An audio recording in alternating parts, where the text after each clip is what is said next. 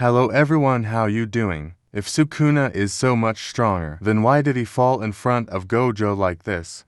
This was what many people mentioned. I made a funny meme video, and well, this was the most asked question. So I decided to tell you more about it. It is completely true that Sukuna didn't fight Gojo with 30% of his strength. But we shouldn't forget that Sukuna fought Mahoraga in front of Gojo, which he already gave us the tips of the enemy. Do you remember Gojo and Megumi talking about a problem, and Gojo says that someone used to fight with your powers and my powers? They gave us the first thread there. But why did Sukuna really bother himself so much to kill Gojo? The answer is SADS. Just so that he can enjoy himself more. Just think about it. The only reason why Sukuna didn't want to kill Kenjaku until now is because he wants to let him make his weird monster, because Kenjaku promised him that it's the strongest monster he's going to make, and that makes Sukuna get excited. Much stronger reason why Sukuna didn't fight with his original strength in front of Gojo. It is true that Sukuna is a proud and self-satisfied monster, and only seeks to kill.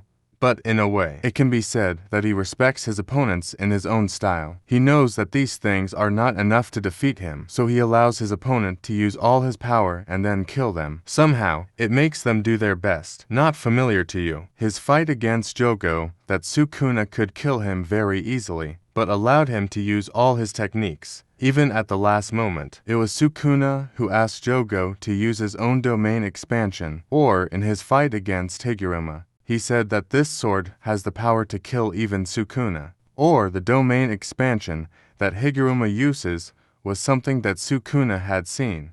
And now he wanted to see Higuruma's powers as well. This is what Sukuna wanted, playing with food and his ultimate enjoyment of his fights. Even Sukuna knew that the rest of the Jujutsu members were planning for Gojo's death. That's why he dragged the fight so long for Yuta to fight.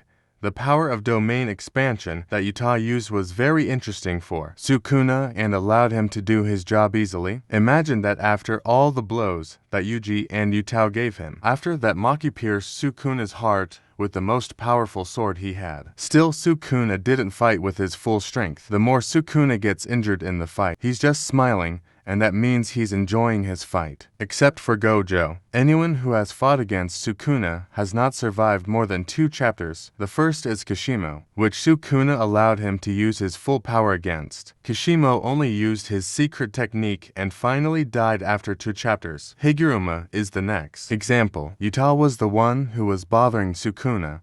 But in the end, after 2 chapters, Sukuna injured him so much with the world-cutting technique that Rika ran away. That blow was so terrible that it cut Gojo in half and killed Yuta as well.